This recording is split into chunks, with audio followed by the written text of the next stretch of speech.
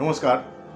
৪ঠা জুলাই স্মরণে মহামানবদের প্রকৃত লীলা যেন শুরু হয় দেহ রক্ষার দিন থেকে। তারা ইহ শরীর ধারণ করেন মানুষকে পথ দেখানোর জন্য। তাই 1863 সালের 12ই জানুয়ারি আর 1902 সালের ৪ঠা জুলাই কোথায় মিলেমিশে একাকার হয়ে যায়। নিবেদিতাকে একবার প্রশ্ন করা হয়েছিল রামকৃষ্ণ ও বিবেকানন্দের মধ্যে তফাৎ কি।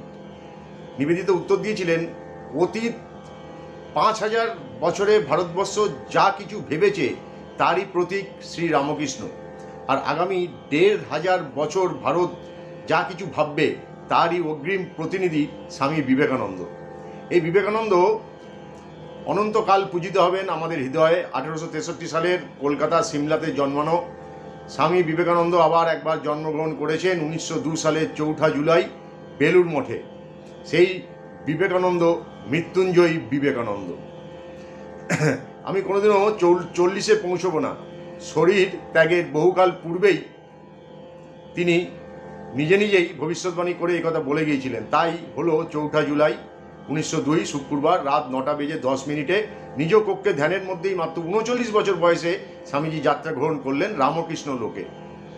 মাদ্রাজে তার গুরুভাই স্বামী রামকৃষ্ণানন্দ মানে শশী মহারাজ স্বপ্নে দেখেছিলেন স্বামীজি বলছেন, Shashi, I simply spat my body out. Shashi, থুতুর মতো শরীরটাকে ফেলে দিয়ে চলে যাচ্ছি। স্বামীজির মহাপ্রয়াণের পূর্বে নিবেদিতা স্বপ্নে দেখেছিলেন শ্রী শ্রী ঠাকুর দ্বিতীয়বারের জন্য দেহ ছাড়ছেন। দক্ষিণেশ্বরের দ্বিতীয় দর্শনে শ্রী শ্রী ঠাকুর যুবক নরেন্দ্রনাথকে দেখে বুঝেছিলেন ইনি নবঋষির অবতার, মানুষের কল্যাণার্থে পৃথিবীতে এসেছেন। তাই মানবজাতির কল্যাণে পরিশ্রম করতে করতে জীবন ত্যাগ কাকে বলে তিনি দেখিয়ে দিয়ে যাবেন। মহাপ্রয়াণের 2 মাস আগে নিবেদিতা চিঠি লিখে জানতে চান কেমন আছেন। উত্তরে স্বামীজি লিখেছিলেন, এত কাজ করতে যে হয় বুঝতে পারি না কেমন আছি, আর বুঝতেই যখন পারি না তখন ধরে নিতে হবে আমি ভালো আছি। মহাপ্রয়াণের 2 বছর আগে তিনি এই চিঠিতে লিখেছিলেন, শিক্ষাদাতা গুরু নেতা আচার্য বিবেকানন্দ চলে গেলে পড়ে আছে কেবল সেই বালক, প্রভুর চিরশিষ্যা চির পদাশ্রিতা দাস। বহু পূর্বে শ্রী শ্রী ঠাকুর বলেছিলেন, নরেন্দ্র যেদিন জানতে পারবে সে কে সেদিন আর ইহলোকে থাকবে না। স্বামীজি নিজেই জায়গা চিহ্নিত করে গিয়েছিলেন কোথায় তার শেষকৃত্য সম্পন্ন হবে।